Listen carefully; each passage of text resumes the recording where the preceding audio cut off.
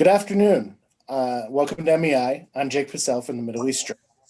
I'm thrilled to welcome you to the first of what I hope will be several exciting journal-related events in this important year. While 2021 marks MEI's 75th anniversary, we at the Middle East Journal will be launching our 75th volume this spring.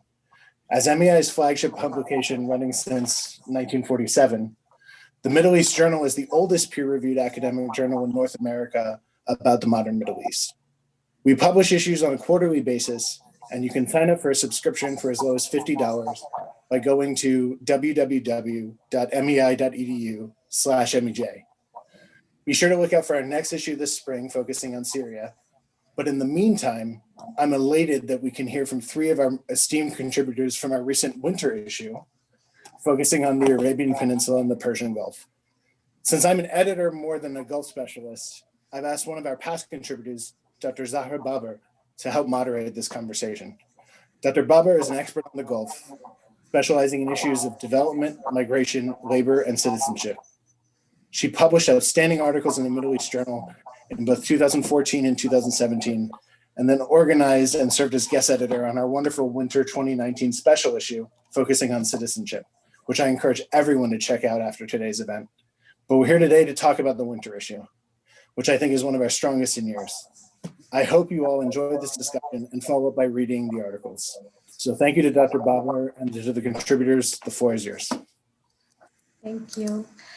Hello, everyone, and welcome to our panel on socioeconomic dynamics in the Gulf. As Jake has so kindly introduced me, I'm Zahra Babar. I'm the Associate Director for Research at the Center for International and Regional Studies at Georgetown University in Qatar. It is a great pleasure to welcome you all to today's discussion with three distinguished scholars, each of whom have contributed an article to the Middle East Journal's winter issue. In their MEJ articles, each panelist with us here today took a unique look at the dynamics facing the Gulf region. The topics they addressed in their papers range from themes of urbanization, tribe-state relations, economic developments, and foreign policy. To discuss these subjects and more, I'm very pleased to welcome them all here. First of all, it is my distinct pleasure to welcome Dr. Mehran Kamrava. Mehran is Professor of Government at Georgetown University in Qatar. And until last year, he also served as the founding director of the Center for International and Regional Studies, which basically means he was my boss for 12 years. Mehran has published far too many journal articles and books for me to mention right now. But among his most recent publications, he has a book titled A Concise History of Revolution, which came out with Cambridge University Press last year, and Troubled Waters, Insecurity in the Persian Gulf, which was published with Cornell University Press in 2018. Mehran's piece in this issue explores cities, urbanization, and nationalism in the Gulf. I'm also very pleased to introduce you to Dr. Imad Mansour, an MEI scholar who is also with McGill University. Dr. Mansour was previously with Qatar University, as well as with Sciences Po Paris. He has published widely on the Middle East and Gulf region. Dr. Mansour's research interests lie at the intersection of interdisciplinary approaches to studying the influence of narratives in government and state building, as well as foreign policy analysis of the Gulf and Middle East and regional rivalries. His MEJ article details Kuwait's economic engagement with China's Belt and Road Initiative. Finally, it is my distinct pleasure to introduce you to Dr. J.E. Peterson, a historian and political analyst specializing in the Arabian Peninsula and the Gulf. He has been a fellow at the Foreign Policy Research Institute in Philadelphia and at the Middle East Institute. He has also served as adjunct fellow at the Center for Strategic and International Studies in DC. Dr. Peterson has a number of publications, and his recently published article in MEJ addresses tribe and state relations in the Gulf.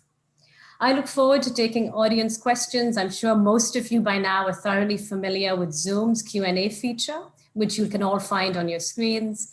For those of you calling in by phone or watching our panel on the live stream, you can also ask a question by emailing events@mei.edu. If during the course of this webinar you face any technical issues, please also email events@mei.edu. Feel free to ask a question at any time throughout the panel. I'm being supported by the wonderful team at MEI who will be sifting through your questions and passing them on to me. And I hope that we're able to have our panelists address as many of them as possible during our allotted time. And now I'm going to turn to our distinguished panelists. And if I could ask you, in the order that you were introduced, to please take a few moments, no more than 5 or 6, to summarize for all of us the main points of your MEJ article. Mehran, can we start with you? Thank you, Zahra. And my sincere thanks to the Middle East Institute for organizing this panel. It's a pleasure and an honor being here, particularly in being among such a distinguished group of panelists.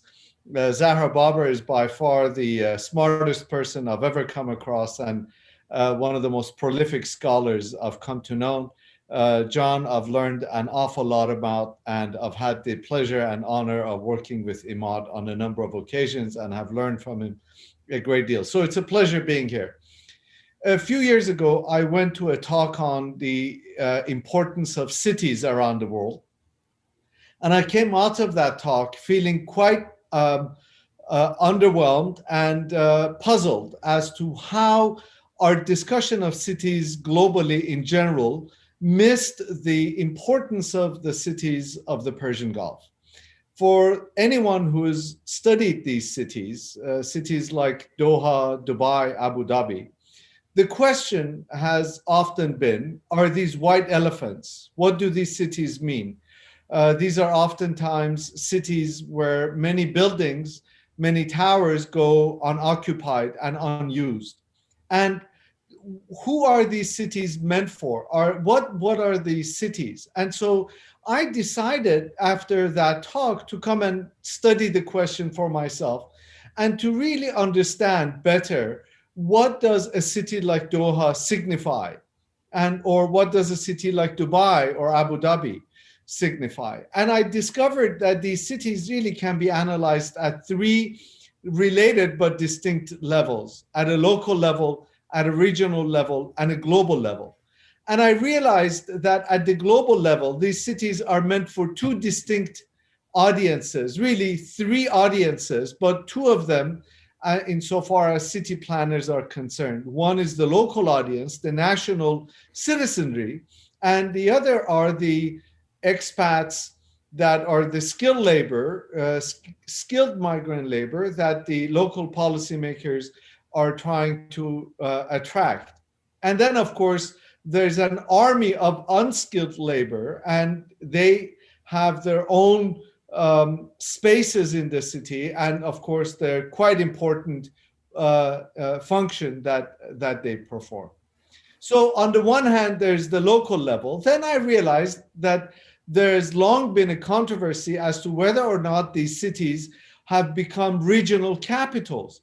And you might remember that a few years ago, there was a huge controversy in Middle Eastern studies among scholars of the region as to whether or not the Persian Gulf, the southern shores of the Persian Gulf, have become the new capitals of the Middle East as compared to the historic capitals like Baghdad and Damascus and Cairo. And there was this robust debate within the scholars of the region as to the significance and importance culturally, politically, artistically of cities such as Doha, Dubai, Abu Dhabi versus Cairo, Damascus, Baghdad, and other parts of the Middle East that have made important historical contributions to human civilization. And then, of course, there's the global level. What do these cities mean at a global level, on a larger scale?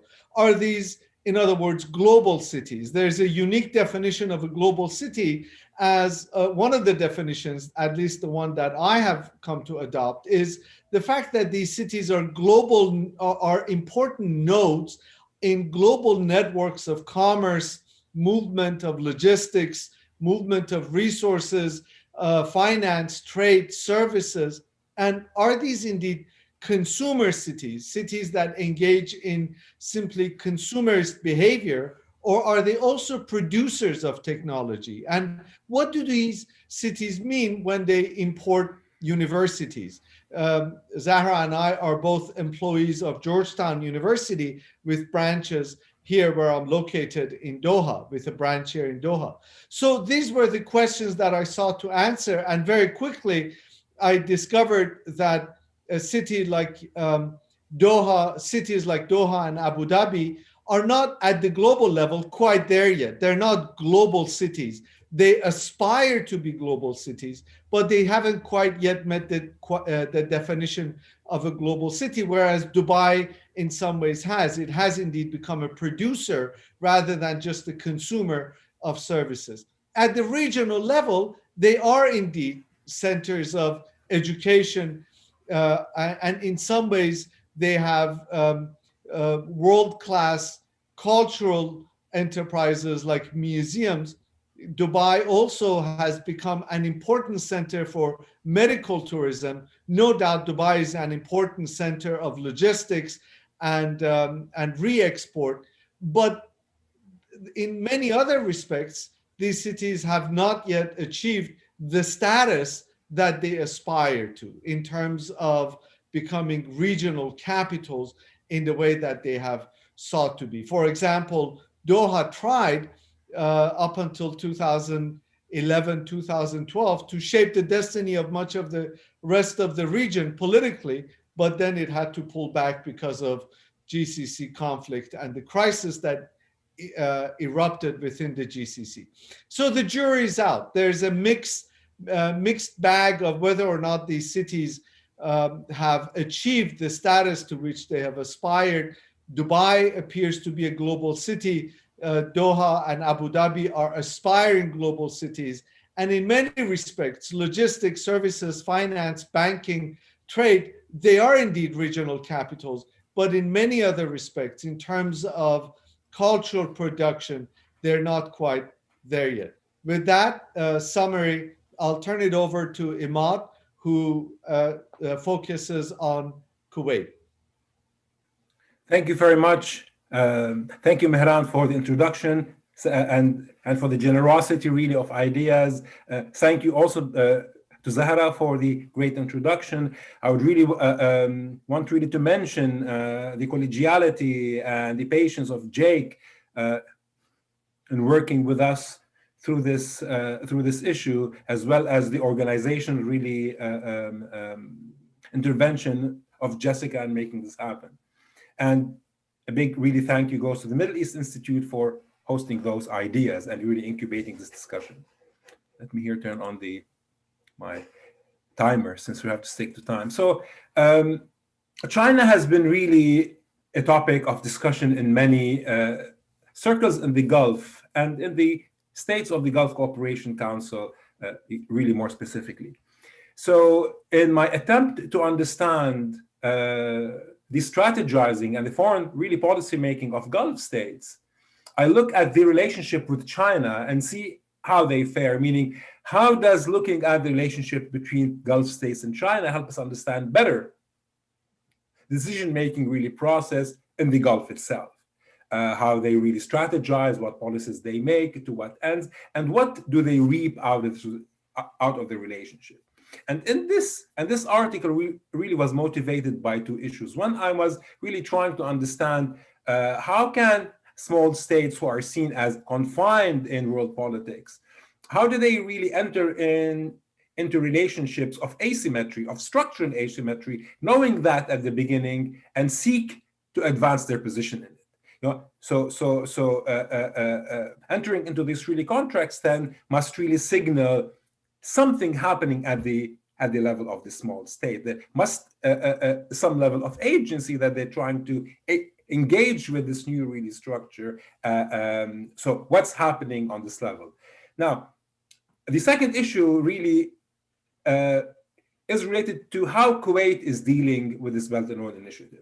Kuwait really complicates how we understand small states. I mean, in terms of size and really population, it is small by many definitions. But in terms of financial capabilities, it is anything but a small state. So the question is, what would a state with this capability want from China on a bilateral relationship, and from the Belt and Road Initiative as a multilateral framework. So in trying to understand this, I anchor the article in decades of investments by the Kuwaiti authorities on improving human development indicators, physical infrastructure, and the relationship really more broadly to the world. So in coming to understand China-Kuwait relations, I ask two questions in this article. First is, why is the Belt and Road Initiative of interest to Kuwait? And two, how has Kuwait been pursuing its interests and its preferences on the Belt and Road framework? So four really different factors help us understand why Kuwait would be interested and why it would really embrace the Belt and Road.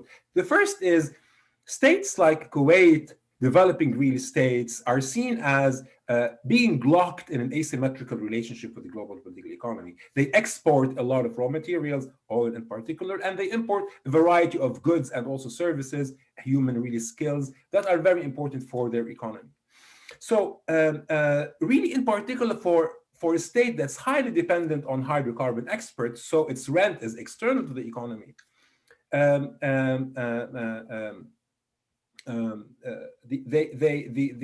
The argument is that rents make them really lose a necessary sense of urgency that they have to work to ameliorate the conditions, right? To change this really structural asymmetry, and in particular to work on developing their indigenous really labor skills and also the ability to produce technology domestically.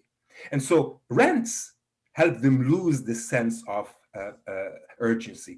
They make them being really comfortable in not really pursuing those very important goals. So the Belt and Road, in theory, then, for Kuwait, offers really opportunities to alter this asymmetry, to provide really Kuwait with those, with technology and with the training of human national skills. The second, really, as to why, is the fact that there has been really pressure over the past, decades, and especially in the last 2 decades, for housing, really, and more jobs for Kuwaitis and for other really groups in Kuwait, such as the Bidoon, right? And also in the past maybe decade, we've seen more and more Kuwaiti really government digging into their reserves, especially as of late with the decline in oil really prices, to finance a lot of state activities. So again, the BRI then, or the Belt and Road, comes as an important really factor that can help alleviate those really structural pressures and also to deliver in terms of really services to the Kuwaiti population. 3 has been a sort of reordered foreign policy options. Kuwait historically has been really analyzed as a small state in the sense that it's a state under siege in the region from Iran, Iraq, and Saudi Arabia, really in general. And so more really importantly, and maybe really more recently after 2003, this lifting of the pressure from Iraq is seen to have sort of quote unquote freed really Kuwaiti foreign policy and allowed it to pursue a wide variety of non-security exclusive goals. So real economic development, so on and so forth. Shall I address the question or go on? Because sorry. So let me then continue. So the third is this reordering of foreign policy then for Kuwait, and then the Belt and Road was one of the initiatives that really the Kuwaiti leadership was very intent on developing, really demonstrated by before the Belt and Road in 2004, really going to China and signing on a series of agreements. The fourth really dynamic that can help us really understand, just maybe 2 more minutes, is a change really in the approach really to governance in Kuwait. So we see in the new millennium a change at the level of free decision making that pushed really the government to adopt a vision. All GCC states now have visions. And the vision really says, basically, we want our citizens to live in modern cities, to be better really equipped in terms of education, healthcare. So we want to spend all the resources we can and do all the training that we can to achieve those. And the Belt and Road is viewed extremely positively in the discourses of Kuwaiti decision makers as an avenue to achieve those goals. So not only we want to think in terms of a sustainable, quote unquote, vision for the future, but we see in the Belt and Road as important really means that can help us that through connectivity, through trade, through relations, through training, so through helping us open up to the world, not only in terms of buying hydrocarbons, but also helping us train our local really population. Now, 1 minute. There were three really ways that Kuwait has engaged the Belt and Road Initiative. And this helps us understand really and really evaluate these strategies of the Kuwaiti really government. Now, the Belt and Road has been sort of under pressure in some circles and under a certain really narrative of being demanding financially of states. That has not, really regardless of the accuracy of this argument, Kuwait is not a state that really needs a lot of money. What it does need, however, is investments in the human capital, so the training of nationals, and in the development of local really technology producing capabilities. And that is by the declarations of its vision. So that is by the planning of its own really governments. Now, over the years, there's been a lot of investments on infrastructure in Kuwait, a lot of investments on developing the human capital in Kuwait. However, there's lacking an overall really framework to advance really the education and the training and the skills of Kuwaiti nationals. So the numbers keep coming out, a really variety of reports, and the last one of them came out in November 2020 by a group of 29 really Kuwaiti scholars, highlighting that after really decades of investments, our economy is still very lacking. It has really structural weaknesses that we need to address.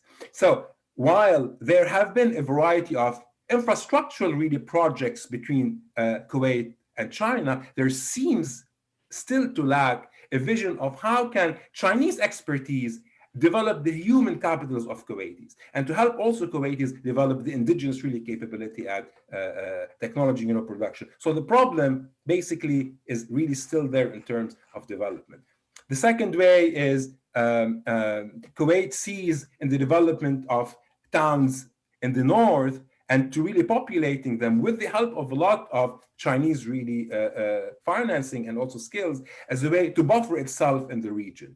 So that has been one of the important really achievements in the relationship. And the third one and really final one, and I'm going to conclude with that, the Belt and Road offers states like Kuwait a voice to actually be part of setting up this this network, rather than going into what was the outcome of Bretton Woods as sort of only observers. So the exciting part for a state like Kuwait is that when they enter into this relationship, demanding a lot of strategizing by the leadership, and that's the key really variable, they can actually help produce a different really structure for themselves than the one that they've already existed. And this is what the potential, or what one of the main really potentials is for Kuwait. The key again is the leadership has to better really strategize.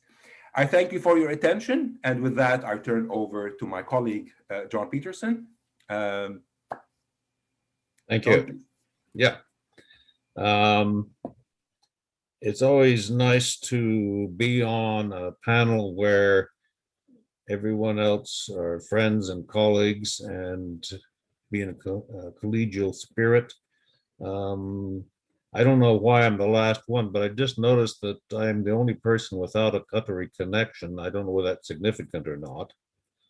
Also, being last sometimes is a handicap because people have already said what you were intending to say.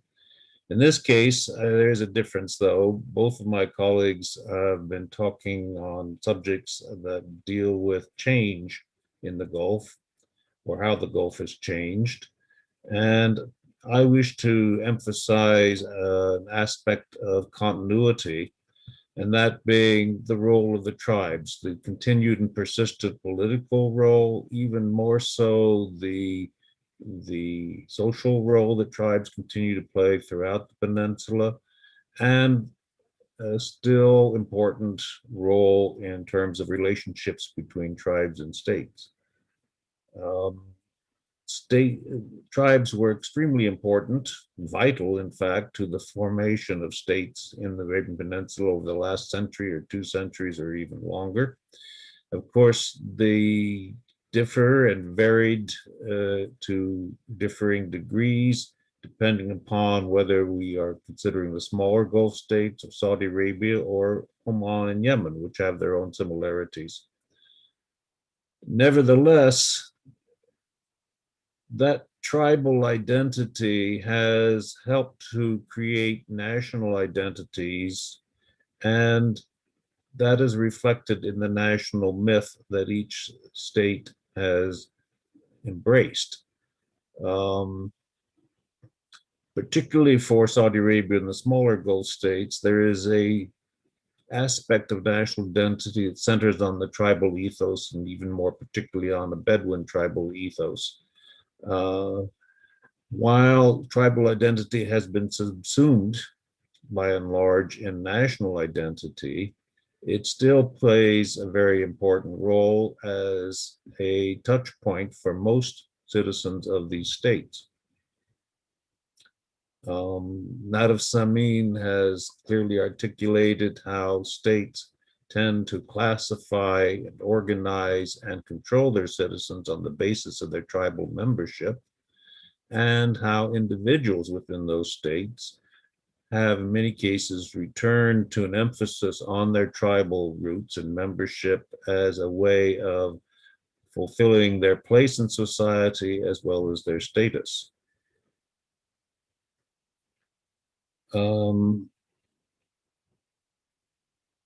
Obviously, with the emergence of more consolidated central state governments, the political role of tribes has diminished or been contained.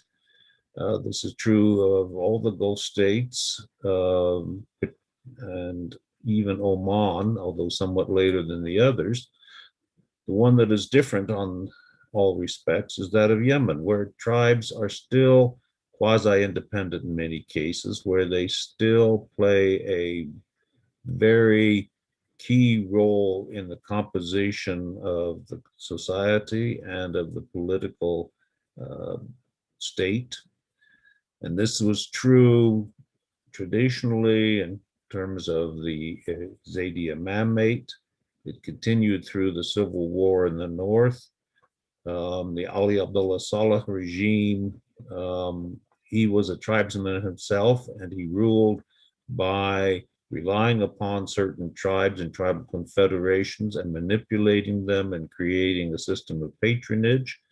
He was aided in this, in fact, by Saudi Arabia, which not only supported him, but at the same time supported and abetted the significant tribal sheikhs as a way of keeping the country weaker.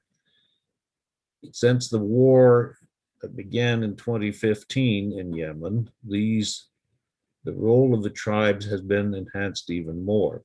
And as Marieke Brandt has pointed out in her book on the Houthis, we're really seeing a phenomenon of the expansion of the Houthis to controlling 2/3 of Yemen territory by a very complex network of tribal allegiances, alliances, and rivalries. Now, the role of the tribes in Yemen is far more obvious than elsewhere in the peninsula, but that is not to say that it has disappeared anywhere. And the tribes are not going to go away anytime soon or in the foreseeable future. Back to you, Zafra. Thank you so much, and thanks to all of our speakers and panelists for such succinct and insightful summaries of their articles. I urge you all in the our attendees here to do read these articles. I've read them several times, and while our speakers have done a brilliant job of summarizing them, there's a lot more there for you to enjoy in written form. We already have questions from the audience, and I don't want to take up too much time with my own questions, but I have a couple where, and I might use my prerogative as moderator to ask the first questions of each of our speakers. And I think we'll go in reverse order. So maybe I'll ask you a question, first, John.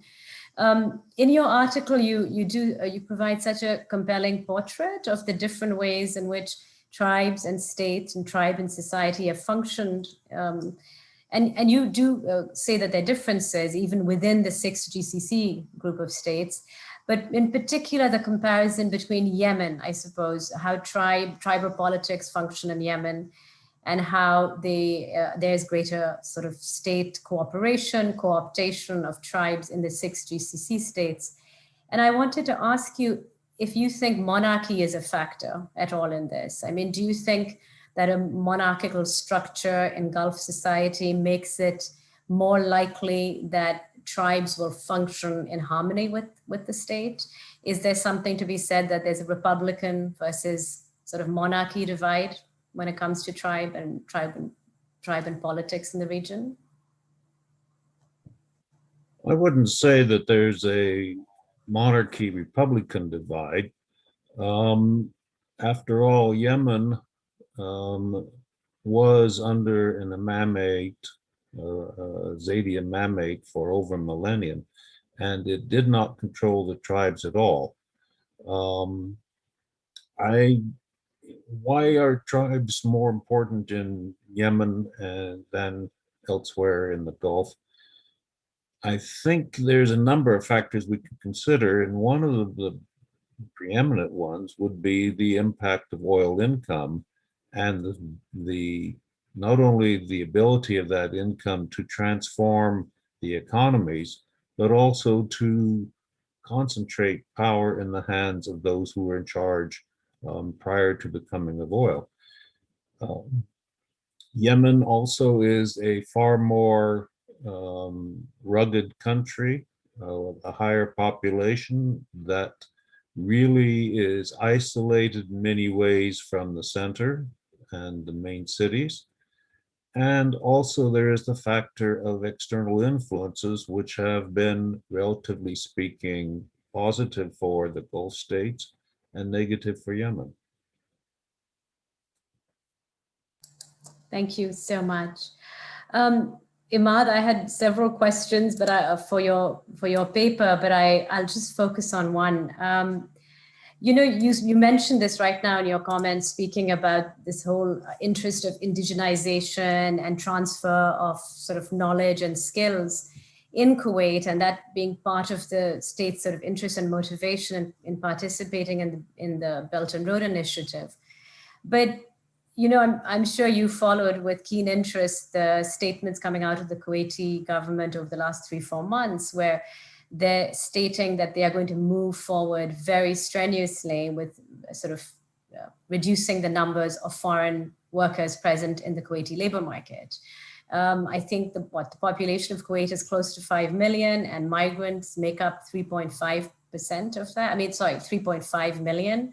So I'm just wondering what your thoughts are on this. One of the things you highlight in your paper is that governments across the Gulf states, not just in Kuwait, but have been reluctant to really incentivize their citizens to be more proactively engaged in the private sector, in the full labor market, and that governments have not been effectively able to wean their citizens off public sector employment. So do you think these targets that Kuwait is coming up with are reasonable? And if they really are to reduce the presence of foreign workers from 70 to whatever, 30 or 40%, what are the ways in which they would need to change behavior, change the employment preferences of their citizens? Well, as I quote really the work of the Minister Ali Musa, saying that this sort of discourse is not new. This has been part of the discourse, the issuing of development treaty policies for a few decades now, that this time we will see the improvement in the skills, and that will lead us to basically be more independent. And obviously that is more really independent in some really sectors, not in the low skilled daily labor or low paid really labor. That has not happened. So the plan, or the sort of formal really plan, has been there for decades. What's the really vision to go about really doing that? I think that this is what's lacking. That the projects are there on paper, but the operationalization of these is vague at best. I mentioned really a report by Kuwait Impact, and they have two really sets of reports there. One is that paper signed by really 29 scholars, and the other one is a set of recommendations by a scholar. In all of them, we see that there is lacking a real strategy on how to move forward, in the sense of what are the details, what are the sectors, are they going to be able to really incentivize, say you asked about really the Gulf in general and the GCC, incentivize the citizens to change a perspective. If I can offer an answer, we saw that in the past really 3 or 4 years, a variety of shocks hitting the Gulf or the really GCC states, in terms of embargoes, the decline in income from oil rents. And that, to me, offered an opportunity for leadership to change its engagement with society, to sort of offer a new narrative, so to speak, of independence, but not only at the level of the meta ideas, meaning at the level of the ideal, but also move it really forward with clear really policies to be more proactive in the workforce, to change expectations of education and the deliverables from the satellite campuses and also from the national universities. Not much of that happened. That engagement of the leadership and by the leadership of society. So are there hopes for change? Absolutely. And I guess the more the heat is raised, the more really maybe finances are showing signs of being in the red, the more it is no more an issue of whether we want to do that or not, but they'll be really pushed in trying to do something more concrete about it. Thank you. And quickly, Mehran, a question for you before we move to our audience questions, because we're getting lots of them coming in.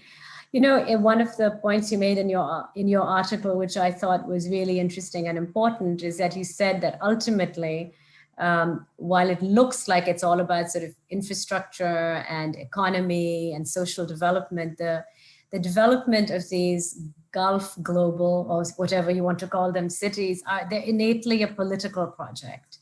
And while your article focuses primarily on Abu Dhabi, Dubai, and Doha, I was wondering if you could elaborate on that point and also think about it in the context of Saudi Arabia. I mean, do you have any thoughts on this, the new city being built on the Red Sea coastline, Neom, if I'm pronouncing it right?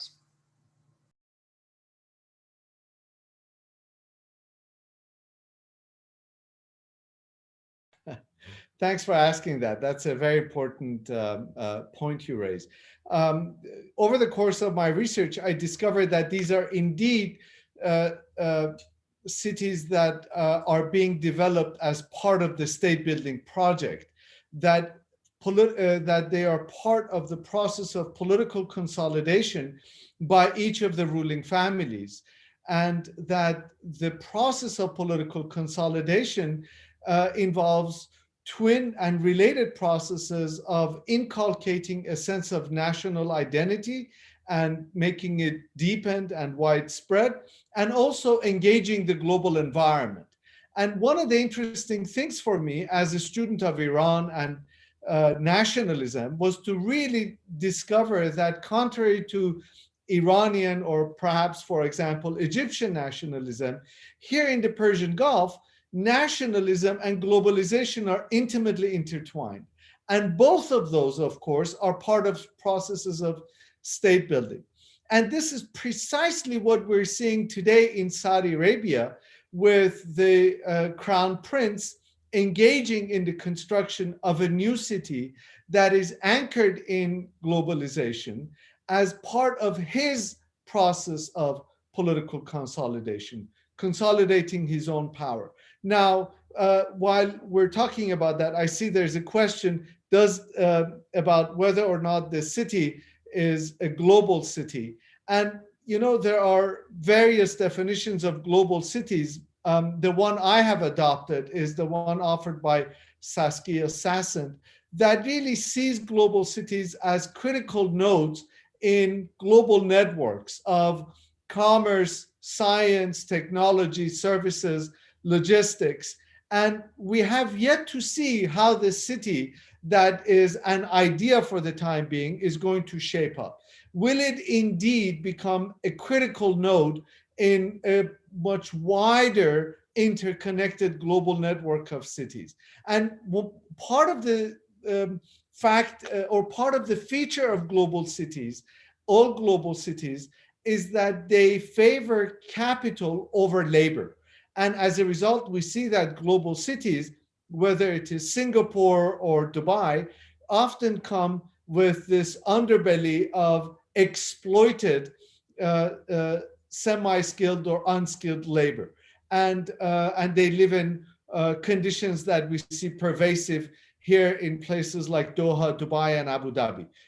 Horrible living conditions and oftentimes work conditions that we see. And we see them also in Hong Kong and London and Singapore and other global cities and New York and Los Angeles. So it's not that they are unique to this part of the world. So we have to wait and see how this city that is for the time being an idea will shape up, and will it indeed reach the level of what scholars like Saskia Sassen call a global city.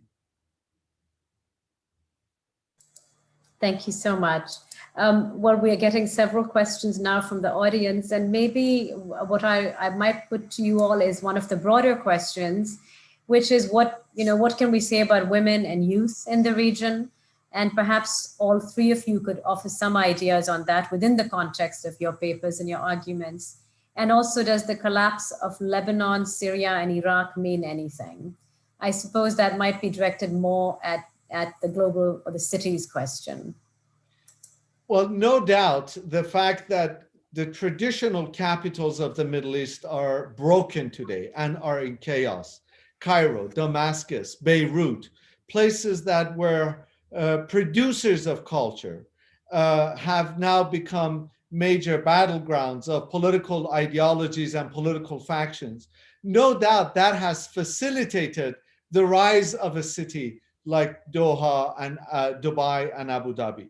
The fact that in many ways these cities have been able to attract universities, they've been able to position themselves as centers of science or as centers of commerce and banking and finance and trade. So no doubt, of course, that has been an important factor. John or Imad, do you want to pitch in on the question about youth and women in the region? Well, so in the case of Kuwait, for example, Kuwait has been a signatory to a lot of the international really agreements on women equality, on really gender equality, on women development. Yet those agreements have, meaning to be really operationalized into laws, have faced many restrictions, such as in Parliament. So what we see is sort of two things really happening. One, at the level of leadership and its international accession to conventions and all that, is an involvement in those processes to try to say that we are a member of, quote unquote, an international community. At the same time, we see a mismatch in what sort of policies are emerging, such as the laws on citizenship. Who can get the citizenship? Can a Kuwaiti really mother give citizenship to her sons and daughters? And what really does that mean to the status of women legally in society. So those issues are still to be ironed out. There's still this really mismatch between the really international exposure and what's happening in terms of operationalizing, again, development indicators. Maybe that really says, something about, maybe, again, Mahran can, speak to that, says really something about the argument that there is a push, and GCC really states, to create enclaves. This is the city within really the cities, that those really enclaves, or this way of looking at really development, is that we have a set of really procedures domestically, right, that are very different than our international exposures. And what we build really domestically is not necessarily in line with what society as a whole wants or needs, meaning there seems to be a lack of a coherent national really strategy, but we end up with enclaves. So same as we have with issues of gender and youth, of employment, of equality, we seem to be having the same kind of thing that happened with cities, of free zones. So maybe this is what's happening and will continue. When that will stop? When will the shock be that this will stop? I don't know. Sorry, this is the argument that was put really forth by Stephen Hertog, right? About the enclaves, about the liberal really orientation of the enclaves, but the reality and the connections of those spaces to the broader really society is missing. John, there's a question from the audience asking specifically about how tribal identity is expressed, in the public sphere, museums, and other forms in the Gulf. Do you have thoughts on that? Basically, the suggestion that while overt sort of tribal expression in the GCC is less visible, there are ways in which the history and the stories of tribalism are being represented. Well, as I mentioned earlier, I wanted to stress the idea of a national identity that's based on a tribal ethos, that this is where the modern states, the modern nation states, have evolved out of a tribal background, which is not entirely true, of course. And this sustains the idea of a national cohesion, of citizenship and membership. And this can be seen in the symbols of the state. It can be seen in the role of ruling families, which have evolved out of a tribal background. But there is a distinction that all these states need to make. And one is, in a general sense, this tribal ethos is important to self-identity. But in another sense, you cannot place too much emphasis on the tribes in a public setting, because then that raises the specter of competition between tribes, which defeats the whole purpose. Thank you.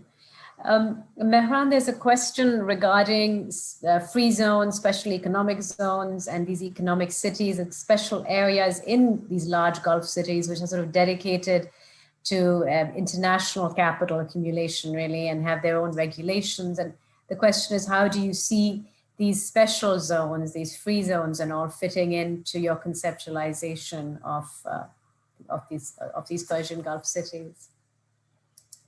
The growth of these cities, as we mentioned earlier, initially was the result of political considerations and the accumulation of capital. In many ways, one of the ways in which local rulers consolidated their own powers was to grant contracts to the entrepreneurial classes, who would in turn engage in development projects and infrastructural projects and a proliferation of buildings and reclaiming land and building up the Corniche area. So there was very little urban planning. And at some point, policy leaders decided that they could accumulate more wealth and they could attract more international capital by concentrating everything in one area. And it would be easier for regulatory purposes, and they would make it more attractive. So the fact that there was initially very little urban planning later resulted in a proliferation of these special zones and media cities and education cities and knowledge village and what have you. So in many ways, these special zones, cities within cities, was really meant to further facilitate the emergence of these cities as either regional or global capitals for various various fields, within various fields.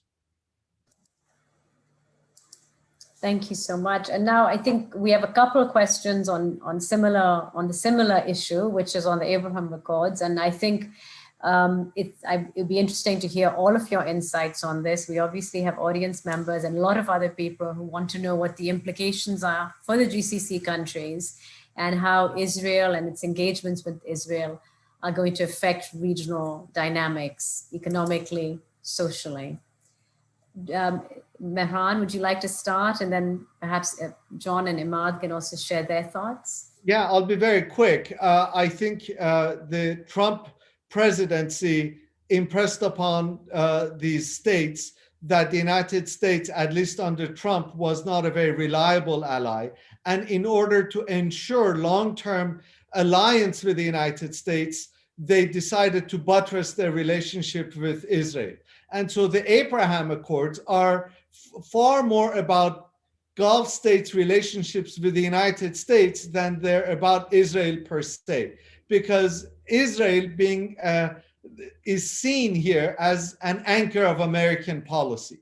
And so, and then the Abraham Accords, I think it's important to keep in mind, in many ways formalize a process that has been unfolding for the better part of a decade.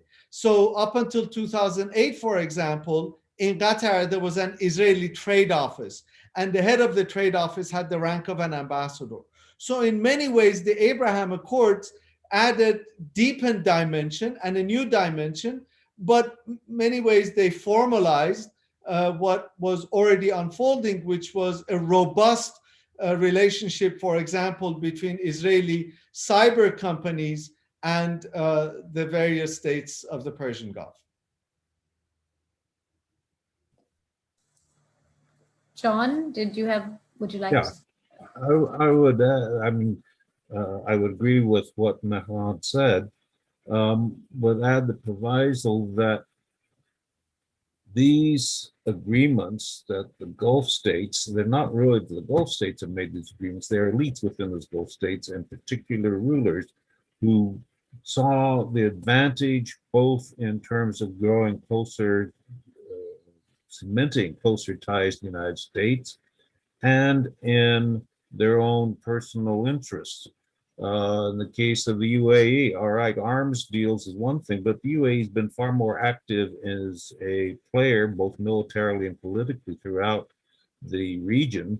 And I think it's acquired quite a bit of controversy over that. And I think it's a way of saying, if we do this, it will not only help us with the United States, it will help to build an alliance against Iran, but it will help to legitimize our behavior elsewhere.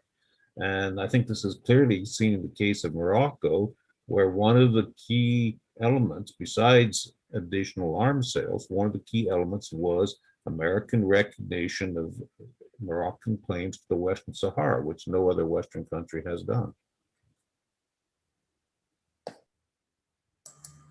Thank you so much, Imad. In thinking of the agreement with Israel that was signed, what are the really supposed economic benefits? So to keep in the theme of my paper, the work that I did, what are supposed really to be the benefits? One of the things that we learned from the 2014 crisis between the GCC states, and then again in the 2017 really crisis between GCC states that led to the closing down of borders, is that from an external party's perspective, investing in the Gulf needs to see some kind of the facilitation in business, in the exchange of money, in in financial real transactions, in port facilities that GCC states were working on. With that really ending, and that had taken a massive hit in 2017, the attempt to try to rebuild the international really connections between the GCC states and the world, and especially to capture really benefits, say from trade with China, needs to work first at rebuilding the GCC really relationship, and which is very difficult if it will come back to what it was one day. So signing a peace or signing an agreement with Israel, as my talk colleagues said, one was really that's been happening. That's a transformation in the regional order since the 70s.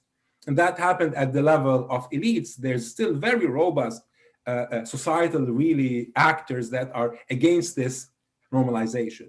So the question is, what will it really bring the visions that these really states want to build? How will that be operationalized into something? That is unclear. Some investments, will it mean a change in the way that they've been doing business with the world? I doubt that. Is it a move in sort of really trying really to demonstrate yet again that they are path breakers? I think that the reaction that was garnered from the rest of the region is that, well, it didn't really leave a big bang, some real ripples maybe, but the reaction wasn't that so shocked, which signals really something about the need to rethink really politics at the GCC.